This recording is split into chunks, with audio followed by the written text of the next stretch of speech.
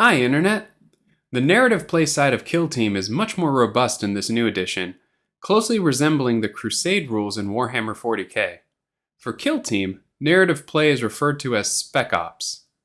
It's a lot of fun and a great way to play for casual and tournament players alike. So let's get to it.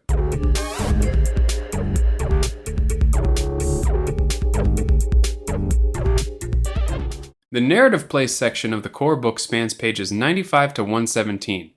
It covers how to build your team, how to level them and manage their wounds and scars. Also found here is how to build up a base of operations. In addition to that, the tail end of this section has special mission sequences as well as a special narrative play pre-game setup that differs slightly from the matched play pre-game setup that we highlighted in our previous video. It also adds some post-game bookkeeping. Other than these extra team building and organization rules on the periphery, the game plays exactly the same. If you're new to this edition and still learning the core rules to the game, we recommend checking out the how to play videos we've put together once you're done with this one. Now, back to our regularly scheduled programming, narrative play. When starting out a narrative campaign, every player needs to spend a bit of time planning out their team. The first thing you do is choose your faction. Easy enough. You then select your starting kill team according to the rules for that faction, selecting 1 or 2 fire teams to build a single legal kill team. This is not the same as building a roster for matched play. You select only the exact number of required models for a single kill team with their war gear included. You can later expand this roster through mechanics that will be covered later in this video, but just starting out you only get the 1 kill team. Not only should you make data cards for each of your operatives so you can keep track of their bonuses, experiences, abilities, and scars, but you should also create a data slate for your Spec Ops force. The template for doing this is on pages 98 and 144 of the core rulebook. On the data slate, you keep a record of your force's name, faction, fluff, points, and any special upgrades that you've unlocked. A great way to organize this is either digitally or writing on a laminated card with wet erase markers. Don't get overwhelmed by this just yet. We'll go through each section of the data card as it comes up.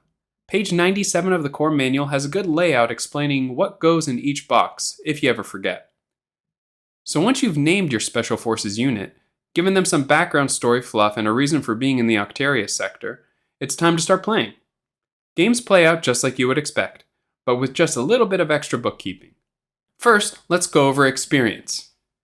If you've ever played a video game or tabletop role-playing game before, you'll know what gaining experience does. It lets you level up. Each of your operatives will gain experience through certain accomplishments in the match, and that'll help them level up and gain new abilities. During a battle, there are several ways that an operative can gain or even lose experience points or XP. Each operative starts with 0 XP and no rank and no honors. During a game, operatives can gain XP by completing the following tasks: incapacitating any number of enemy operatives, completing mission actions and/or scoring victory points for controlling objectives, contributing towards completing a condition of attack op, although you may only select 1 operative for this last one, even if multiple operatives participate. The rulebook says that an operative can lose experience points, although we can't seem to find a way for this to happen in the core book. This may be future-proofing for later expansions. When an operative reaches a certain XP threshold, they effectively level up. This is referred to as gaining a battle honor in this system. The bottom of page 99 in the core manual lists the XP needed to achieve each battle honor. Once an operative achieves its first battle honor, veteran, it may choose a specialism. There are 4 specialisms to choose from: combat, staunch, marksman, or scout.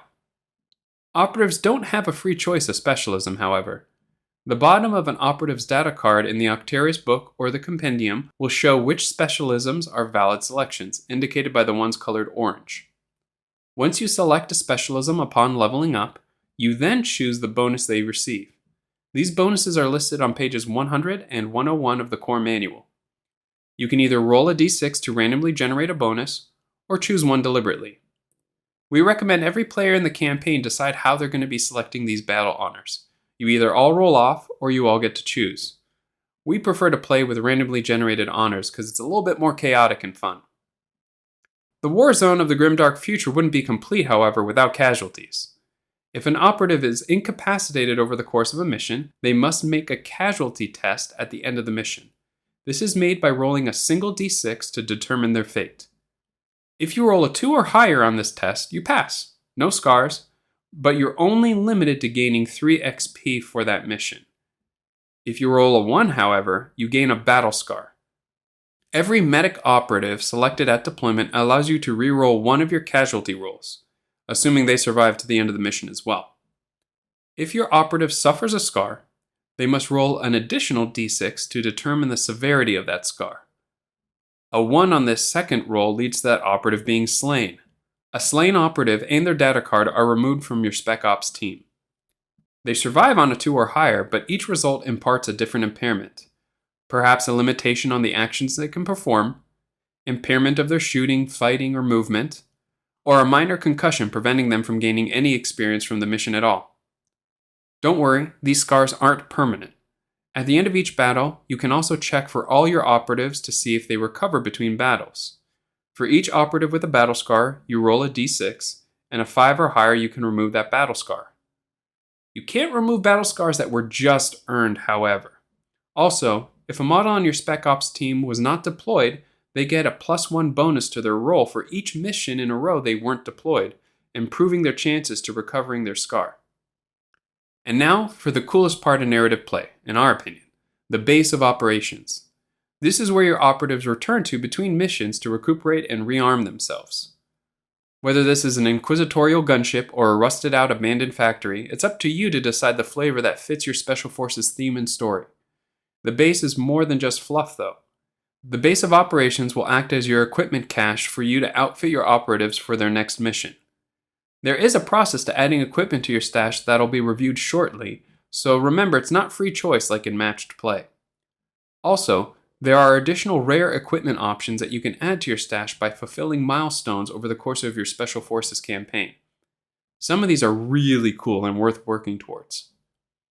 In addition to rare equipment, you can expand your base of operations with upgrades called strategic assets that give you tactical bonuses for your missions, such as granting extra equipment points, allowing you to retake casualty tests, and so on. These strategic assets are found on pages 106 and 107.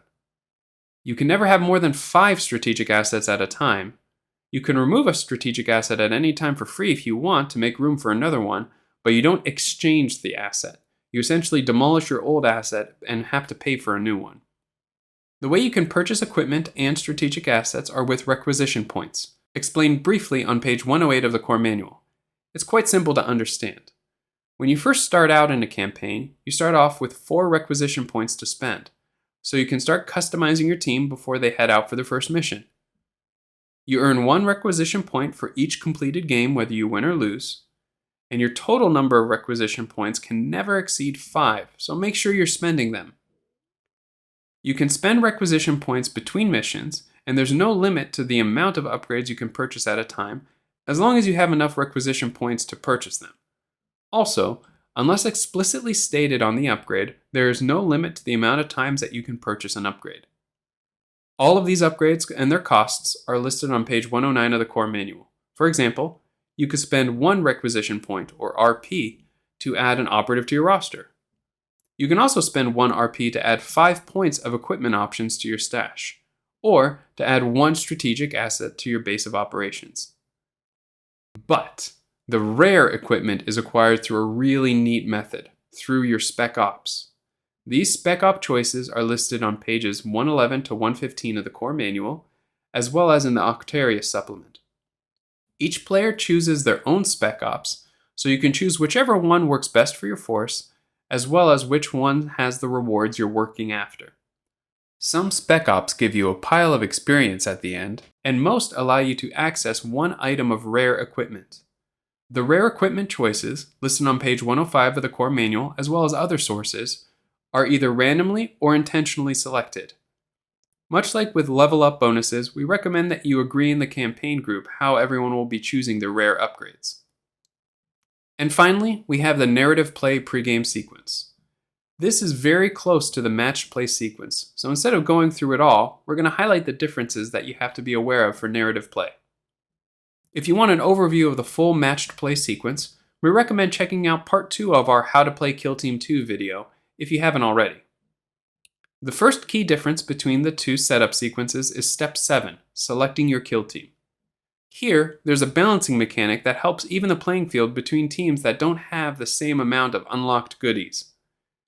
Each player adds up the total number of battle honors across their selected kill team operatives, as well as the number of strategic assets affixed to their base of operations. For the player with fewer, for every 2 they can choose to either have 1 additional command point for the mission, or 2 additional equipment points to spend. For example, if player A has a total of 12 battle honors and strategic assets, compared to player B's 7, the difference between these is 5. This means that player B has 2 bonuses to choose from. Either 2 additional CP to start out with, 1 additional CP and 2 additional equipment points, or 4 additional equipment points. The only other difference in the narrative play sequence is the additional step at the end, number 16. This simply lists the order of operations to update the data slates for your narrative teams, and lists the page that each of these tests are on. These are all the systems that were reviewed earlier in this video. And that's it! Narrative is great fun and really engaging. We highly recommend rolling for random upgrades and rare equipment, as it makes leveling up and growing your team much more exciting. It can also help curb players from snowballing with intentionally powerful interactions they would build towards. Also, even if you're a competitive focused player, we really recommend narrative play. The fluff and the lore of the game is really fun to interact with, and it also helps build up a community to grow in your local kill team scene. Narrative games tend to be much more boisterous than matched play. It's going to throw you into many strange and peculiar situations that you'll have to really stretch your tactical prowess to navigate, making you all more versatile when encountering the unexpected in a tournament game. If you've already been enjoying the narrative side of Kill Team 2, let us know in the comments below. We'd love to hear about the stories your special forces have been telling on the battlefield of the grimdark future.